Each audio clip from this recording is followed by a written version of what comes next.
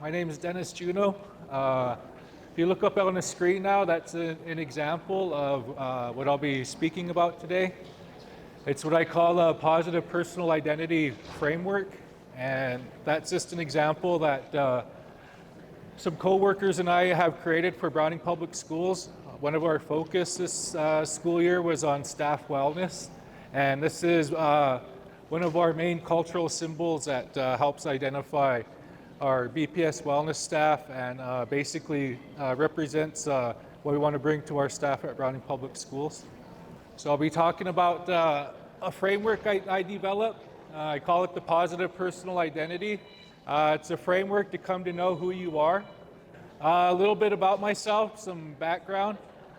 So you know that I'm just not up here saying whatever. No, I was joking. But I'm currently the Assistant Superintendent, Director of Instruction, and Babb Elementary Principal for Browning Public Schools. I was born and raised here on the Blackfoot Indian Reservation.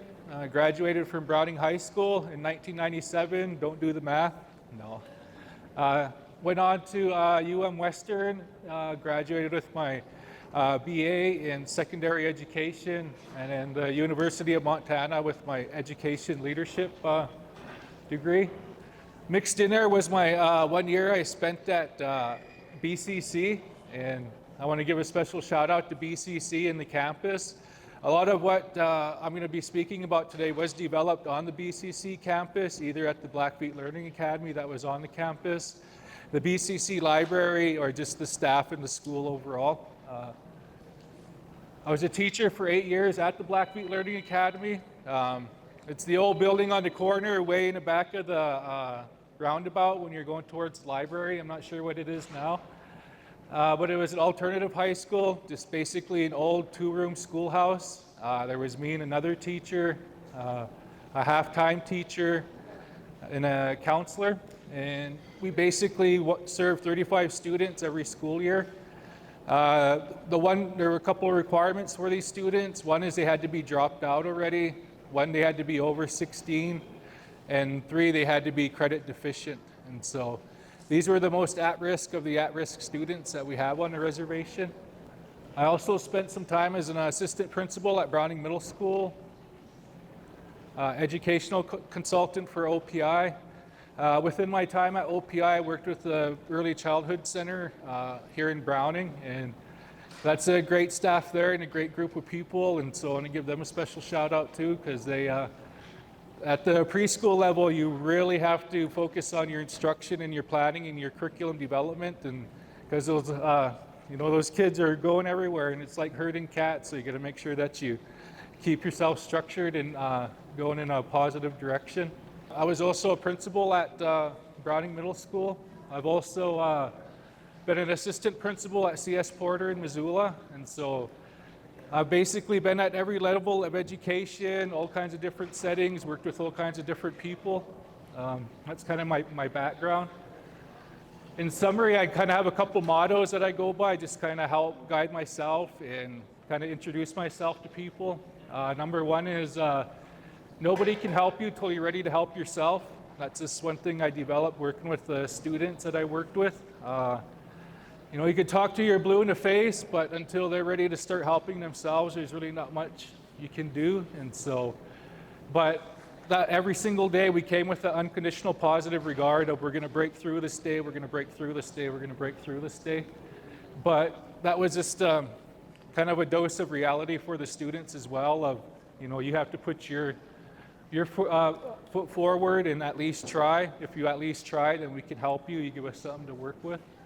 Another one is, as a school administrator, the number one thing that's common around everyone in the building is that students are at school to learn. And so you might ask students, why are you here today? A lot of them might not know.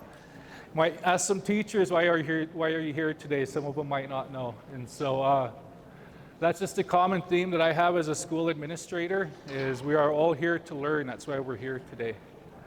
And if you walk through those doors and you're not ready to learn, then just take some time and go talk to somebody about it. And so that's kind of the system I help set up for students and staff that I work with. And the last one is try.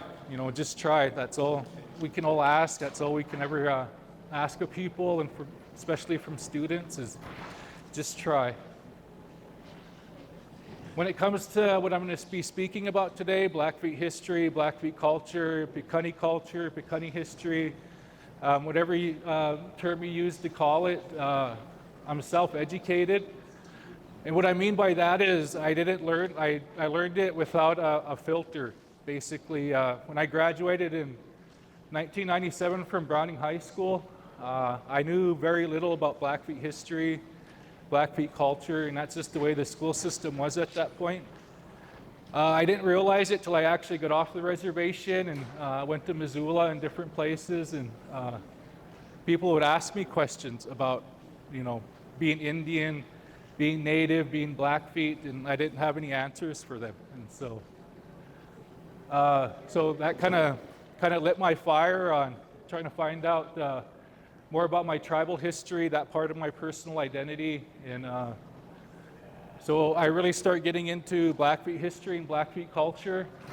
Started with Marvin Weatherwax's language class here at BCC.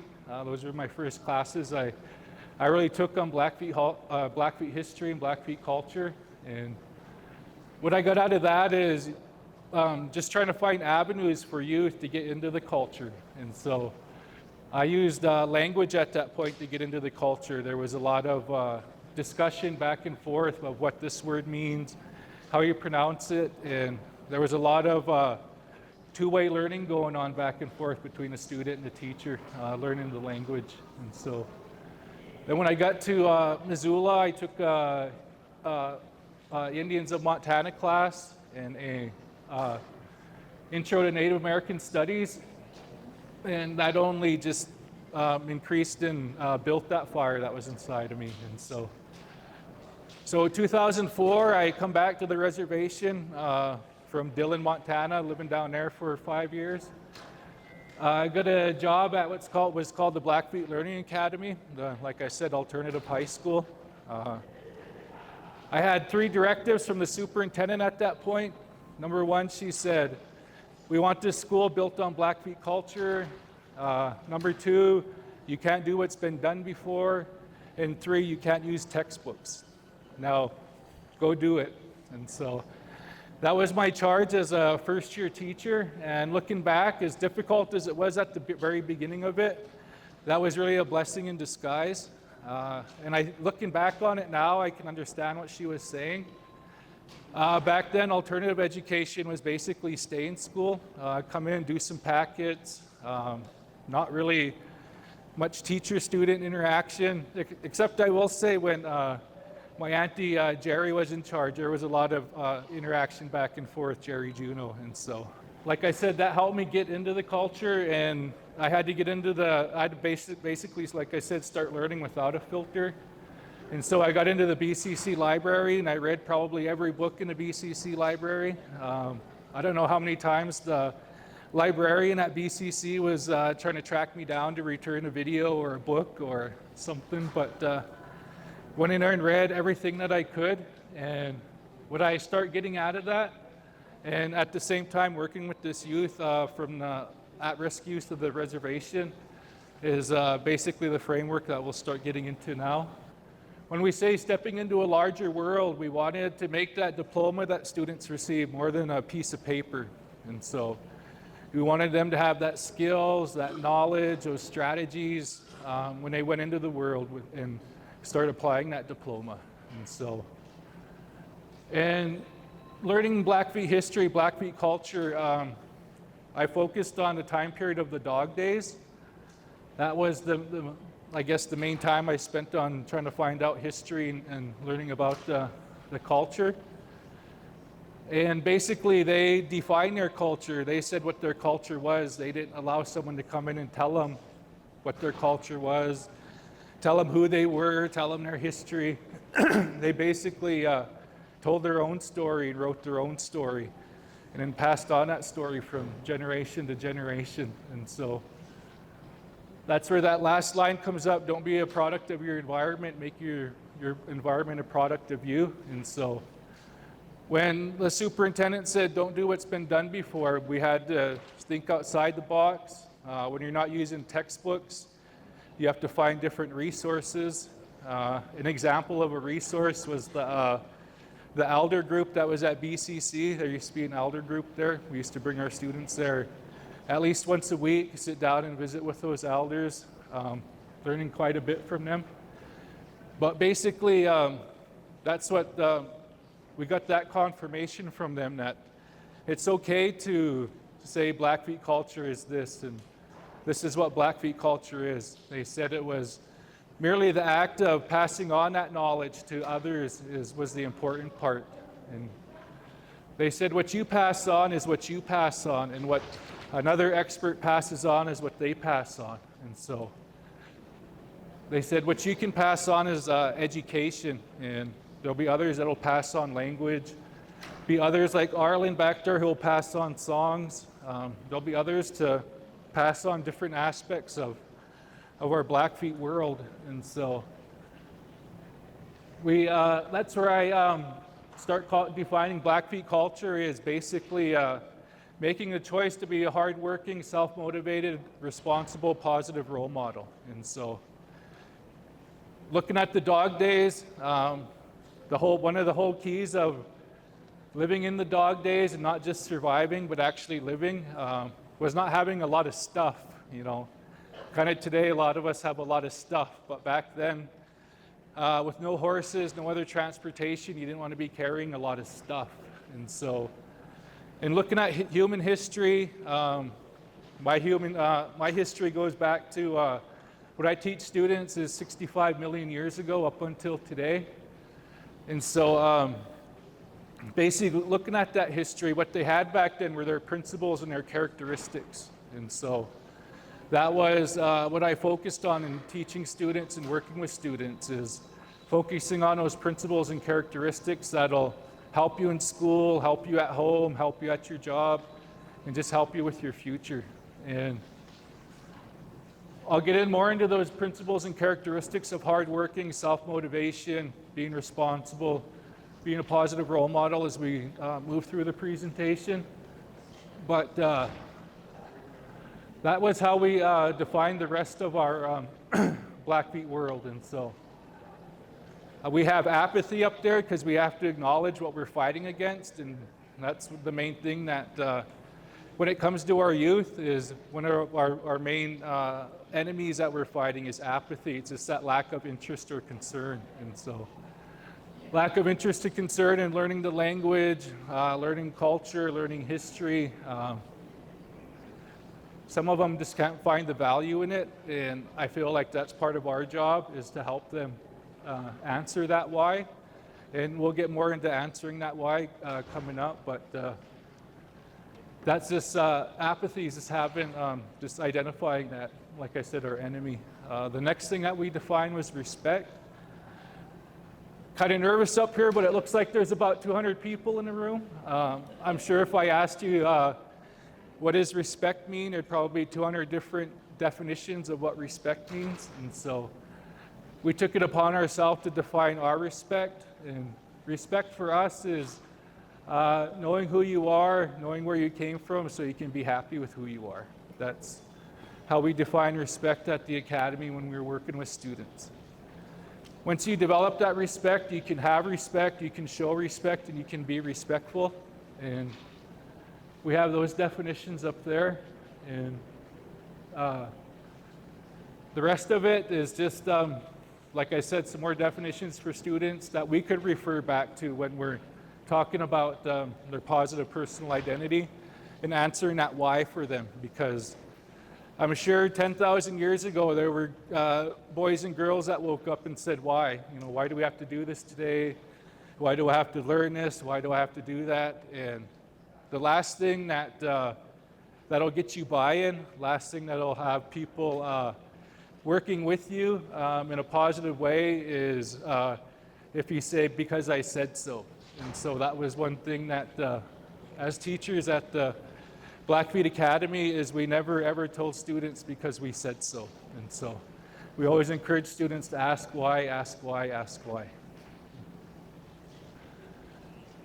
And so our defining our common Blackfeet cultural principles, like I said, number one was choice.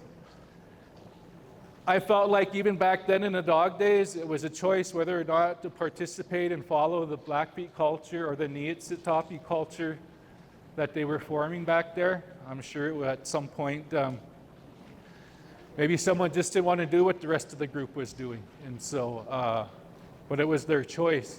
And so, along the line in our history, that choice was taken away. At one point there was literally a fence around the reservation, and so pretty much all choice was taken away. But that choice is back here today, and that's one thing that we want to offer our students again, is that choice. If we give in to apathy and we don't offer this history and culture and language, then we're not giving them a choice either at the same time. And so we can't make them follow this, we can't make them do it, but we can offer that choice and doing all we can, whether it's with language, song, history, whatever it is when it comes to Blackfeet culture, that we're at least offering that and providing that choice. And so the next thing we defined was why. And so like I said, we always encourage students, ask why, ask why, ask why. And when we were planning as teachers and working together as teachers, that was always our driving force is, well, we want these students to ask why so we can tell them, so we can help them understand. And so within our Blackfeet educational culture, what I found too is, people are people are people. And so, like I said, I'm sure there was always someone that asked why. And those teachers back then had an answer for everything. And if we don't have it now, we have a lot of experts in this room. We have a lot of experts in families. We have a lot of resources that we can refer those people to and start building those connections and creating those networks.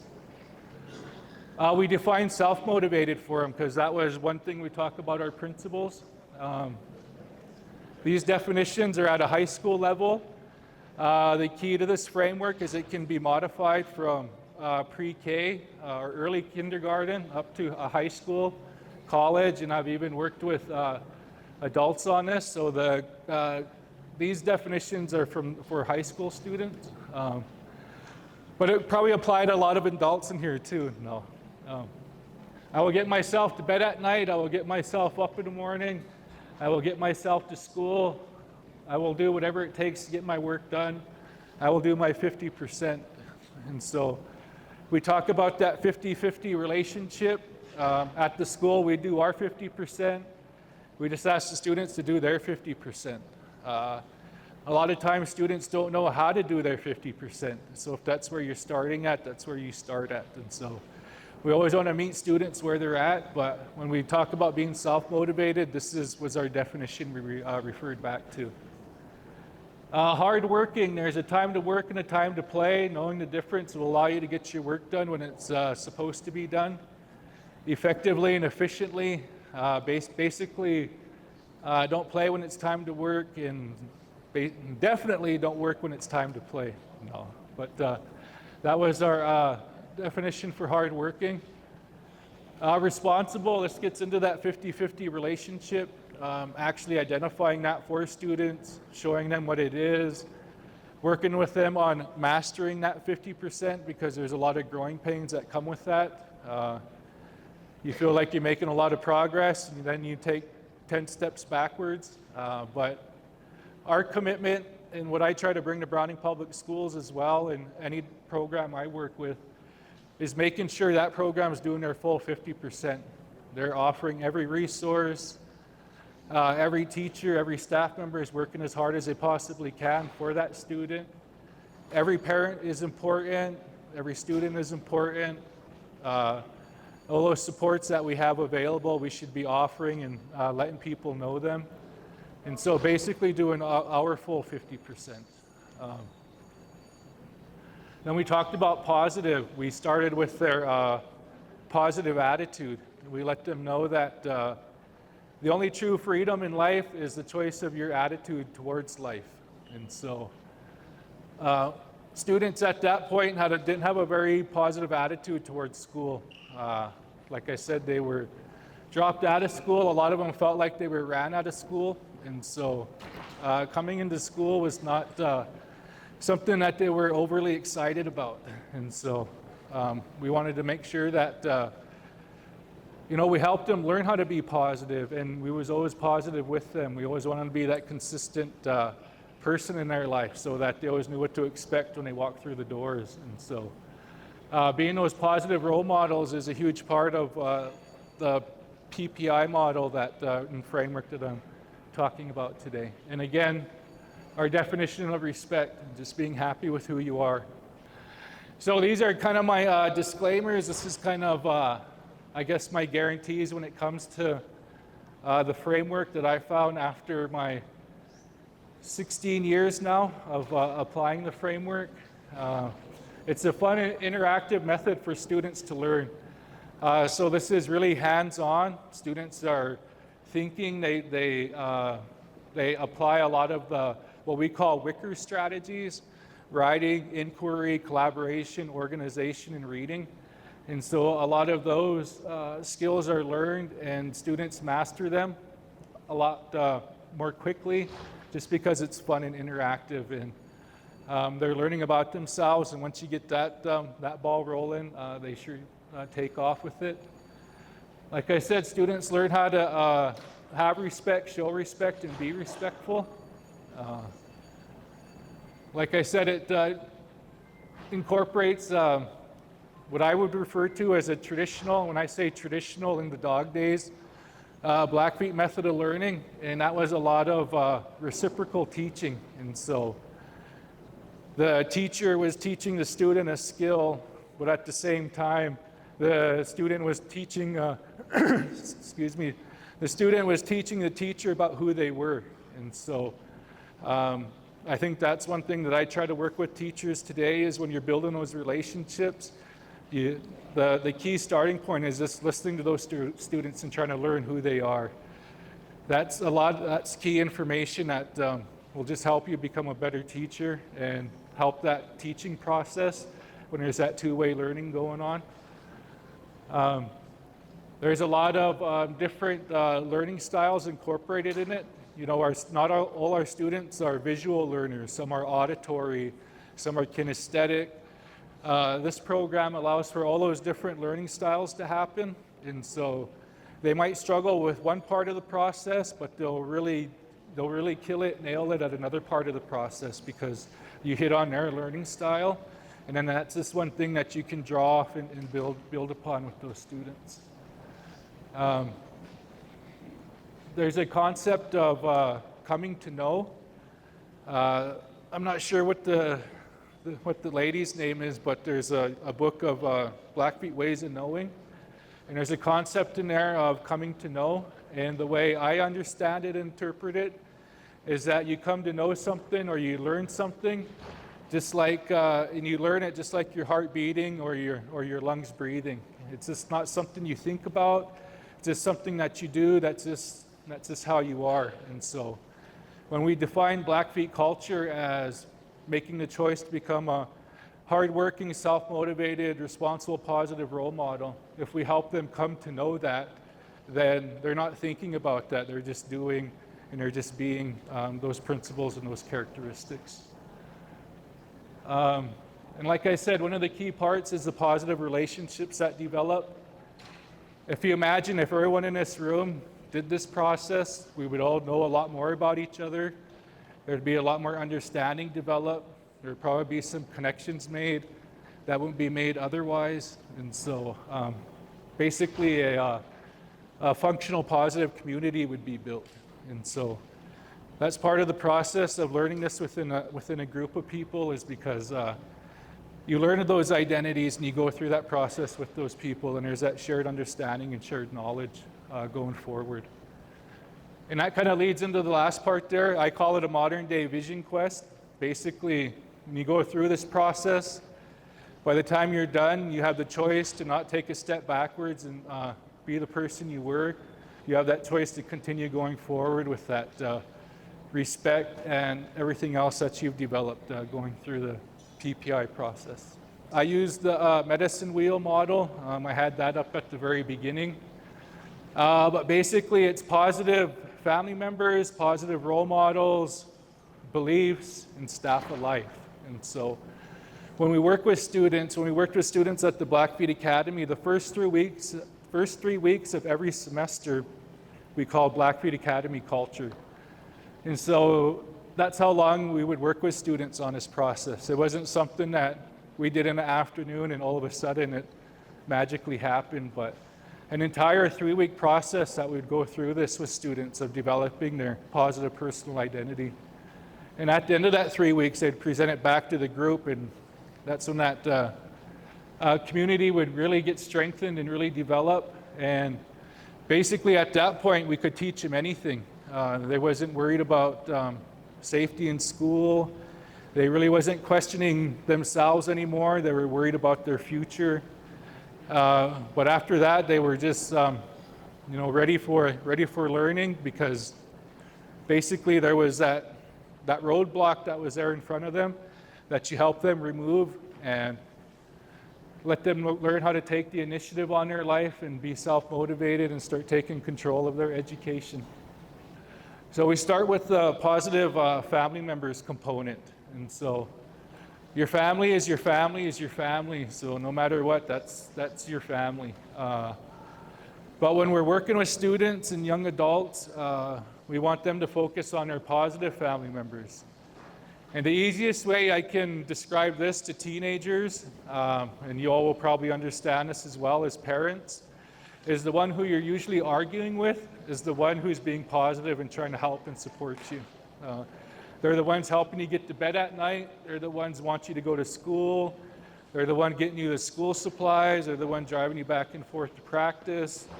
No offense, but those family members who are allowing you to sit on the couch and not go to school and who are not fighting with you, those might not be the positive family members you need to be identifying with. And so, quick story, had a grandmother come in,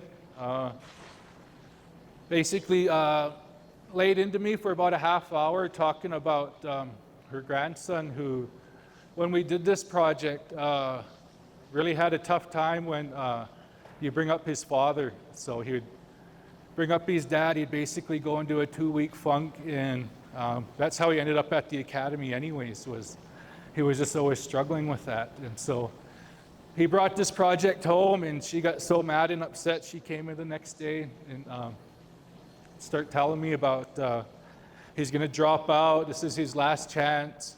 You're going to make him ruin it. You shouldn't have said anything or did anything. And so after we start talking it out with the grandmother, what actually happened, what this process helped, was her grandson identified her as the positive family member. And he saw her taking him in. He saw her taking care of him while he was a young kid. He saw her there every day. And that's what he chose to focus on, was his grandmother and all the support she was providing. And he accepted that his dad is his dad and will always be his dad. But his dad probably isn't there the way his grandmother is there. And so instead of going into a 2-week funk, their relationship really strengthened, because that's who he identified with, was his grandmother. And like I said, acknowledged his father, but going forward, that was the positive relationship that they developed. And so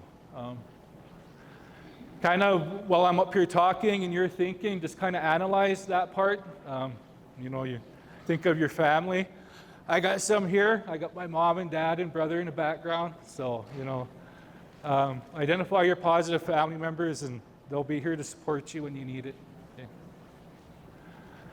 Our second component that we focused on was positive role models. We just felt like, as a staff at the academy, knowing what a role model is on a reservation was something a lot of students had. It wasn't common knowledge. And so we were like, that's something that we could really, really tackle and really get the most bang for our buck, so to speak.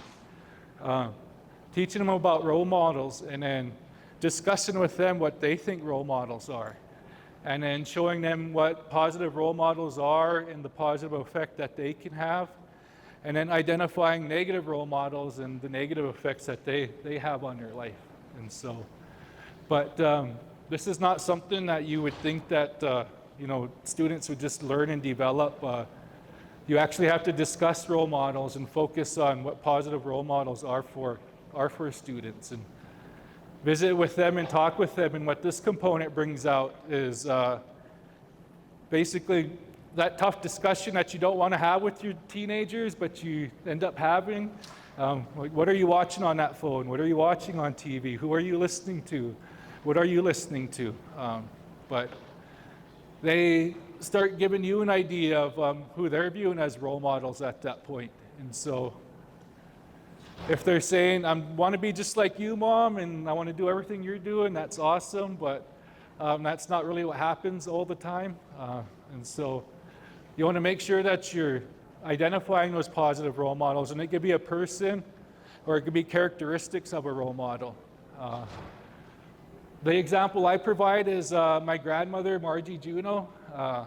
The legend on her is that she worked 35 years, got to work at 5 a.m. every day, and never missed a day of work.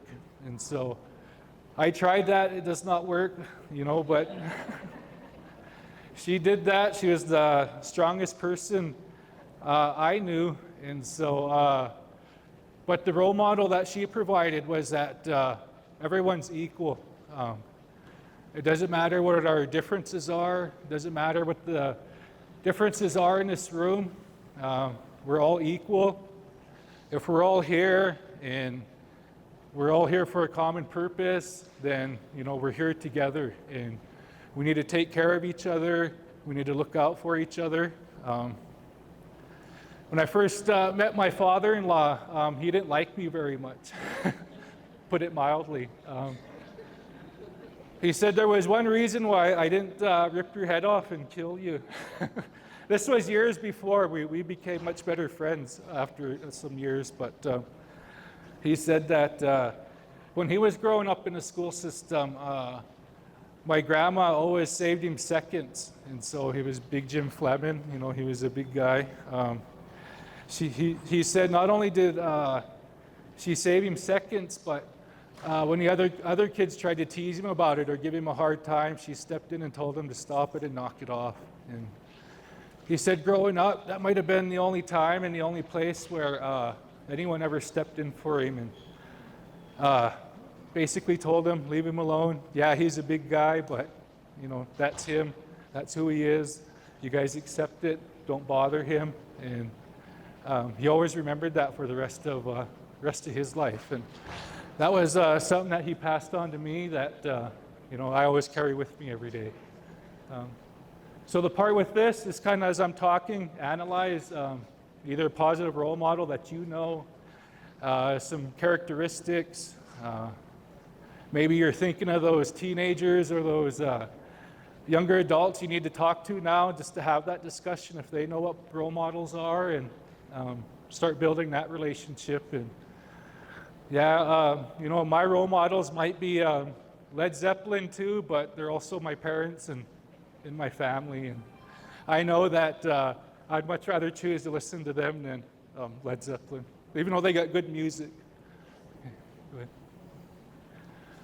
So this kind of leads into our positive belief system. And so your beliefs component. If you don't believe in anything, you'll fall for anything, is what we used to teach our students. And so, not to date myself, but the example that we used was Jersey Shore and Snoop Dogg. So this was probably about 2008, 2009. I don't know if you remember Snooki, but a lot of our female students used to come to school looking like her, acting like her. The boys come to school acting like Snoop Dogg and thought they was Snoop Dogg. And so we had that discussion about their beliefs. In 2008, I took training down in Long Beach, California for Freedom Riders. You ever see that movie, Freedom Riders? That's your homework for this weekend. No, but long story short, it's this teacher goes into an inner city, Long Beach, helps this group of students basically become better people. In the process, they become better students. Their connection was so strong that there actually are what are known as the Freedom Riders Institute today, and so it's something that's still ongoing. And so I got to go down and participate in that, and I got a lot out of that training, a lot out of it. The main thing is the importance of writing, so I'm really a big advocate of writing. So I know a lot of our school district is you hear a lot of reading and math, but my focus is writing. The other thing I got out of it was Snoop Dogg isn't out on the streets hustling and dealing. They said Snoop Dogg is so fake that he gets up there and says that and does that, but he's up in his mansion in the Hollywood Hills. He's not doing that. He's not putting that sacrificing that lifestyle to do what he's actually singing about and rapping about. And so, these were real former gang members. And so just getting that outlook on it. So to come back and visit with the students, that's what we let them know that, if that's what you're believing and that's what you're doing, that's fake. That's not real. That's not what they're doing. So you start that discussion on, well, what do you believe in? Why are you doing what you're doing? Why are you here today? Why are you trying to get your diploma? Why are you doing anything? Why did you get yourself to school today? Why are you listening right now? And so I have an example of a belief system up there. Church, school, education, culture, sports, family, social media, friends. That's just an example, and it evolves throughout your life. I would say at this point in my life, my number one belief is my family. My wife, my kids, my mom and dad, brothers. The second one would probably be a higher power or God, creator. I try to smudge as much as I can in the mornings with my one colleague at the high school, and I smudge to a God, creator God. The third one would be education. Before, when I was younger, education was probably a little higher on the list, but as you grow into leadership and as you grow older, it's more important that you are able to provide those greater wisdoms and those other things that'll help them a lot more in their life. Education will, but the school day is only so long and the school year is only so long and life's every day, and so you want to make sure that that's what you're focused on. The fourth would be Blackfeet culture, and like I said, Blackfeet culture, the way I define it, making that choice to be a hardworking, self-motivated, responsible, positive role model. I believe in that. I would not be up here talking right now if I didn't believe in that, and so that's something that is near and dear, and regardless of where I'm at, that's my principle, that's my foundation. And I would probably leave sports up there too. Growing up, I played sports my whole life. I probably wouldn't have graduated high school if it wasn't for sports. If MHSA allowed you not to go to class and still play basketball, that's probably what I would have did. But there's a lot you can offer through sports. And as a assistant superintendent, what I have a commitment going forward is to hopefully build our sports from at least 4th grade up to 12th grade. And it's something that we can all be proud of, that all of our kids can participate in and learn those values and those characteristics that come from good coaching and being around good people and learning good positive teamwork and communication. And so that is why I would have sports up there. So, but as you're sitting here, you can kind of think and analyze, what is your belief system? Where are you at with that? And the one thing that our students learn, and what I learn too, is, those are your beliefs. They don't have to be my beliefs, but it doesn't have to keep us separated, and it doesn't have to keep us divided. It just means that's your beliefs. That's where you're at. This is where I'm at. We could still work together. We could still be professional, and there's no reason to, to hold anything against each other. And so, just really learning that tolerance and being able to acknowledge differences, but like I said, still be positive and have a positive environment around you. Staff of life. This really isn't about what you want to be when you grow up, because some of us still probably don't know what they want to be when they grow up, but it's what type of future do you want? That's the question. So we get to this end of this process with the students. They've talked about their family members, role models, beliefs, and then it's what type of future do you want? Do you want a family? Do you want to go to college? Do you want to get a job? Do you want a house? Do you want to live on a reservation forever? Do you want to leave and come back? Do you want to stay and leave and come back and leave and come back? This is kind of my journey. But basically, what type of future do you want? And what's going to get you to that future? And you help students put it all together that what's going to get them that future is being in school every day, listening, learning, working with your teachers, working with your parents, working with your family that you identified. That, yes, there's a lot of responsibility on yourself to get stuff done, but you also have a support system there that'll help you and provide you support and guidance along the way. And so that's what we try to help students get out of their staff of life, is identify what's going to get you that future that you want. And so, at this point for me, and in my life, it would just continue doing what I'm doing, working hard every day, doing the best I can for the reservation and the students and families of Browning Public Schools. And I know what I need to keep doing to keep that going. And so, but that's something that you can think about too, that when you're working with younger people or, other stuff is just, what's going to get you to that point and how can I support you to get there? So hardworking. So these are the principles. So we had hardworking, self-motivated, responsible. Hardworking, again, from the dog days. There was no one here to give us anything during the dog days. We had to provide everything for ourselves. We had to do everything for ourselves. We had to depend on each other. We had to support each other. We had to build a community. And all of that takes hard work. I mean, it was a lot easier for all of you to stay home today, but we're here. We're trying to do better and make things better. All of that takes hard work. And so from that dog days lifestyle, we would not be here without hard work with those people working really hard today. And so that's the same value and characteristic and principle that you can apply right now. A student can come from anywhere and walk into school and start applying that principle or to a job or anywhere. But when we talk about hardworking, that's just where that principle comes from. And the main thing that we want to get students to get out of this too is trust develops when everyone's hardworking. You can focus on and do your job when you know the person next to you is doing theirs.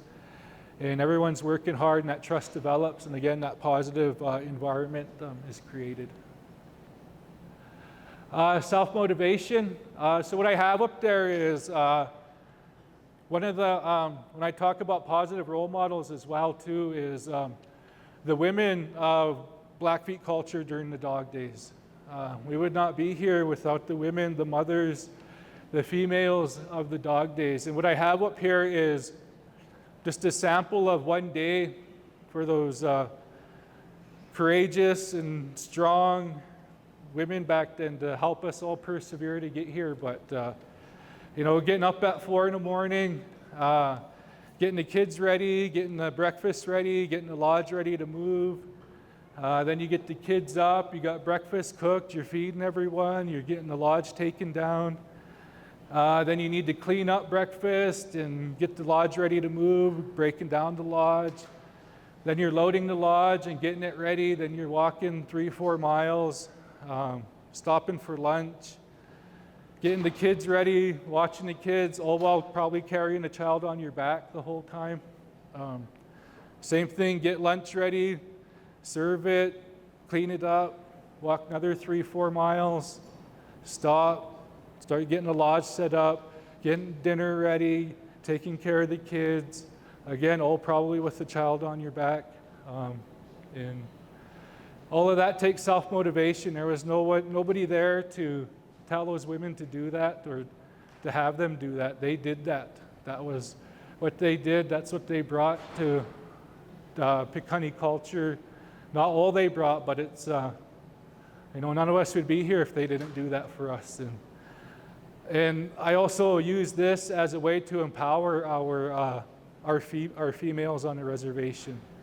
I work with a lot of female students, young adults that, need some source of strength or something that they can look to or something that they can draw from.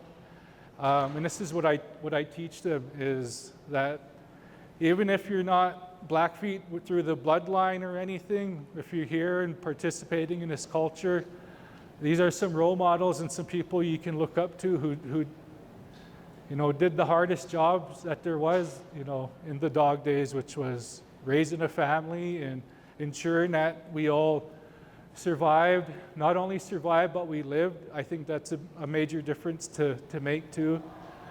These people allowed us to live, not simply survive. And so the Blackfeet women of the dog days were very strong, very powerful people. And just telling their story to students, telling it here today, I still get goosebumps talking about it just because I just have that much reverence for them and what they did. And that goes for the same for everybody in this room as well, too. Being responsible. So back in the dog days, we had to do drive line buffalo jumps. And so we had to have somebody there. We had cairns there, which were mounds built. Well, we also needed some people out there because we didn't want those buffalo to be going and then see an opening and then bust through that drive line, and then we don't have buffalo at that point, so we got to do it all over again. And so one of their solutions was a group of young adults / adolescents, similar to the group that was at Camp Disappointment. They might be 10 to 15 years old, probably about 5 or 6 of them maybe, and they're the ones that have to leave camp and walk 3 or 4 miles to that one spot, be there on time, make sure they're there, make sure they're not seen, make sure they're being stealthy, make sure they're being quiet for hours and hours on end in that hot sun until that one point when those buffalo come running by and they jump up and scare them and keep them going through that drive line. And so that takes a lot of responsibility, especially kids at that age, to go out there on your own. It's one thing to do it by yourself, but to do it with a group and then to do it with age groups. I mean, we were all in those groups of kids growing up, and some of us didn't do so much positive things, but that was one way that they taught responsibility to their young people back then, is that you have this task, it's very, very important. This is exactly what we need you to do and how to do it, and it was just their responsibility to make it happen. The same thing I teach my kids. The youngest one, your responsibility is to listen to the older one. The older one, your responsibility is to watch the younger one and not fight them and pick on them. Younger one, your responsibility is to listen and not cause trouble. And basically that's, you guys be responsible and take care of each other. And so back in the dog days, if we didn't have buffalo, we didn't have anything. They call it a staff of life for a reason. And so it was very imperative that when it came to that point of being responsible, that they knew exactly what it was and how to get it done. And then positive role models. And so to me, the entire culture and way of life in the dog days was built upon positive role models. There wasn't anyone there to make you do it. You just had to get it done. And when those kids asked why, you had to be able to point to people and point to yourself that you were walking your talk, that you were doing what you said. And the difference with positive role models is it's just that physical action. And so that physical action of getting up, taking care of your kids, getting them ready for school, or getting them up, getting them ready for whatever education they have coming up. And just role modeling that, doing those physical actions, not just saying it and hoping that they do it, but going out there and spending time with those kids, with those young adults. And then at the same time, watching how you speak and how you talk so that you can always role model that positive language and behavior for others. And so, to me, without positive role models back in the dog days, it'd be difficult to say who would be here today, because to me, that was the driving force and the glue that kept us all together, is that we all took on that challenge and we all accepted it and we all made it happen. And it's kind of the same thing we can do today. It's kind of what a lot of us are doing in this room right now. You know, the physical action of coming here and being here and still being awake. No. I promise we're almost done. But just those positive role models, and don't be afraid to be yourself either when it comes to this. It's one thing we teach students. It's just who you are. Be happy with who you are in that respect. And that's the positive role model that you show. Like I said, I can be a positive role model for history and other things, but we have other people who are role models for language, and others who are role model for singing, dancing, drumming, beading. So there's positive role models everywhere, and I think that if we just, like I said, talked about before, just having those discussions with our young people, with those people that you either live with or work with or colleagues, but just checking with them and seeing if they know what positive role models are, and then just doing an honest self-reflection on yourself. And so we're not asking you to be perfect, but just be yourself, and like I said, show that respect, be respectful, and have respect. So after this 3-week unit with the students, we have what complete the vision quest. And so they take all of this information, they put it together on their own identity wheel, and they get up in front of everybody, and they basically go through and say, this is who I am. And we apply the Blackfoot educational principles to it, is where there's no words on the identity wheel. It's only symbols that students have to go up and say, this is what this is what this means, this is what it represents. And so it's a higher order of thinking, and you also get into that discussion with students about the education system that they had in the dog days, and that this is all higher order thinking. We have scientists today that say that the way we were teaching in the dog days is higher order thinking. That's what we need to get to. Some of the latest research in education goes back to basically how we taught each other back then. Just don't write about it, just don't read about it, but put it into symbol form so you can talk about it, you can articulate it. We were really big on metaphor learning, and that's kind of what a Napi story is. It's a metaphor for life, kind of tells you what not to do, but in a fun way that's interesting. And this vision quest, once they're done with it, and they present this and they go through it. Here's my positive family members. Here's what identifies them. A positive role model or characteristics. Here's my belief system at this point, and here's what I want for my future. And then present that to the group. The group knows who they are. They're accepted. The next person gets up, and they go through that process. And then when they get done, they can step through that threshold, and they can continue being that person for the rest of their life and evolving that person. They don't have to step back and be the person who they was. Whether or not you're good or bad or positive or negative or anything, it's just always about evolving. And that's one of the things that we did in the dog days and throughout Blackfoot history. When we got steel, we evolved and start using steel arrowheads. When we got the horse, we evolved and start using the horse. When we got other things, we always evolved. And so to me, that's what this modern day vision quest is about, is just, just evolving who you are, the person who you are.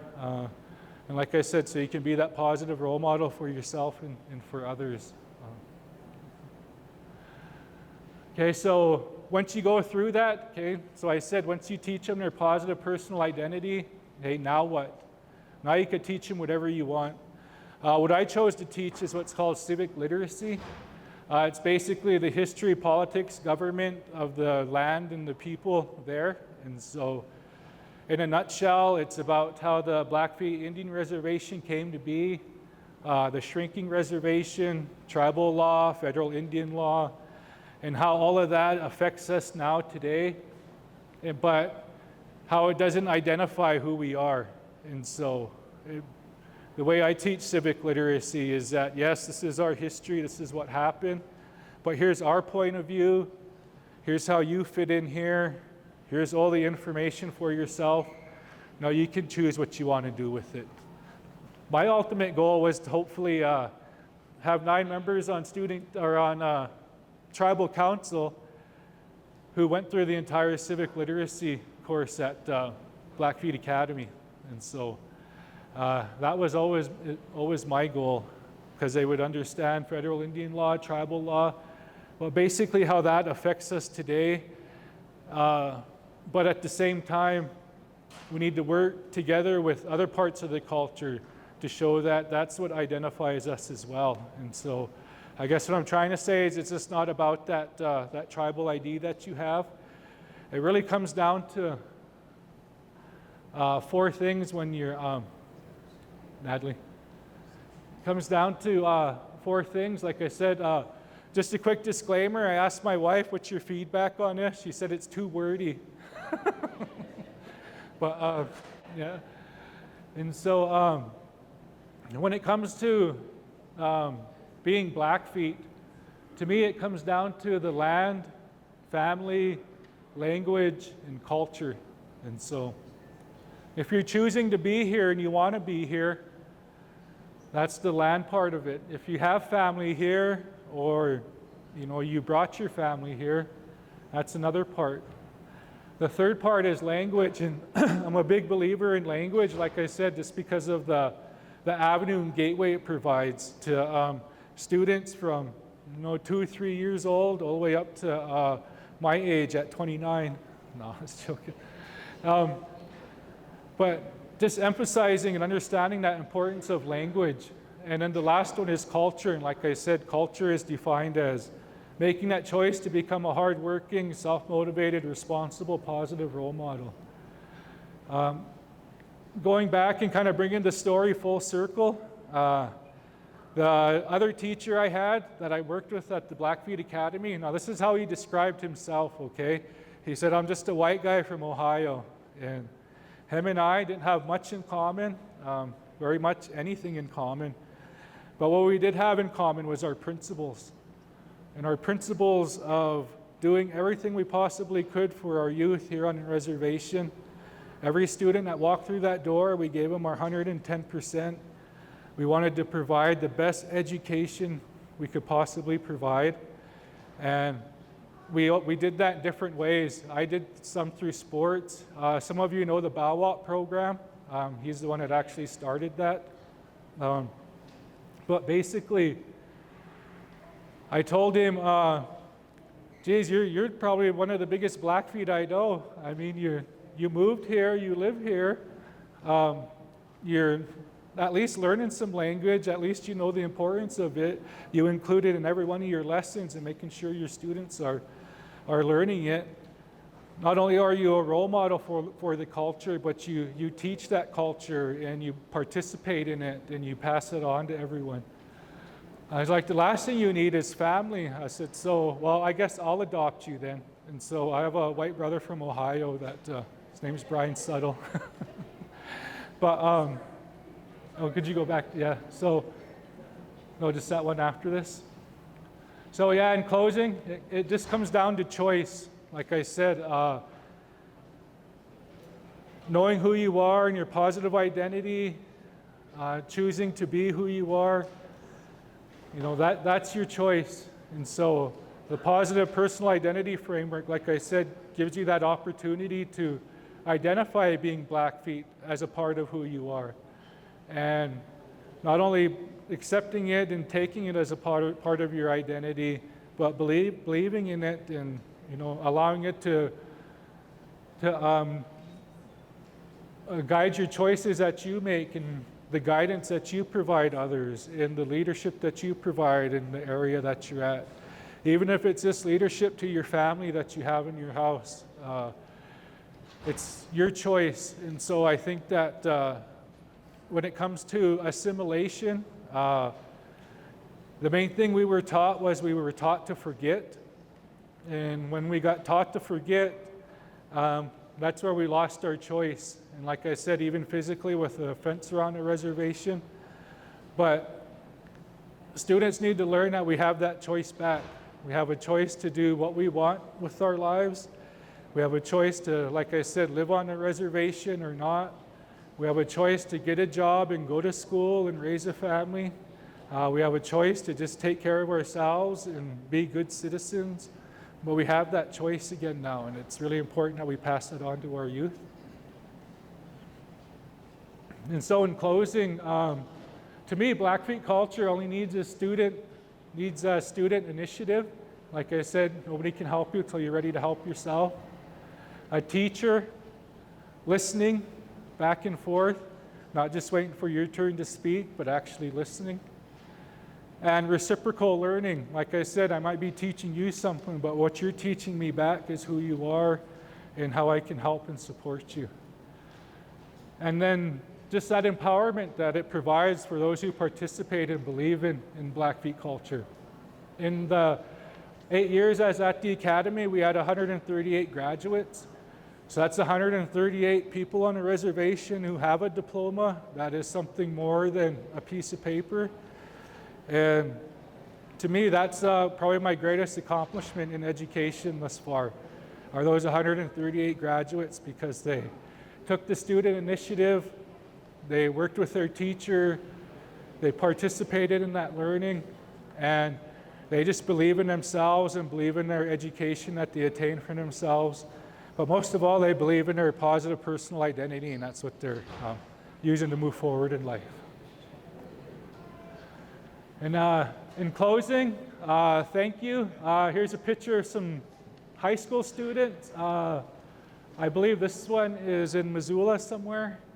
But I chose this picture because it's just a, showcase of the type of students that we have on a reservation that we work with. But you're actually at school right now and learning, and they all have smiles on their face, and they're all together and they're all having fun. And so that's kind of what my whole goal for education on the reservation is that there. But in closing, thank you for your time. I'm not sure if I went over an hour or not, but probably pretty close. So it's probably time for a break and some coffee and stretching. But I'll let Natalie take care of all of that housekeeping for you, or Betty. Thank you.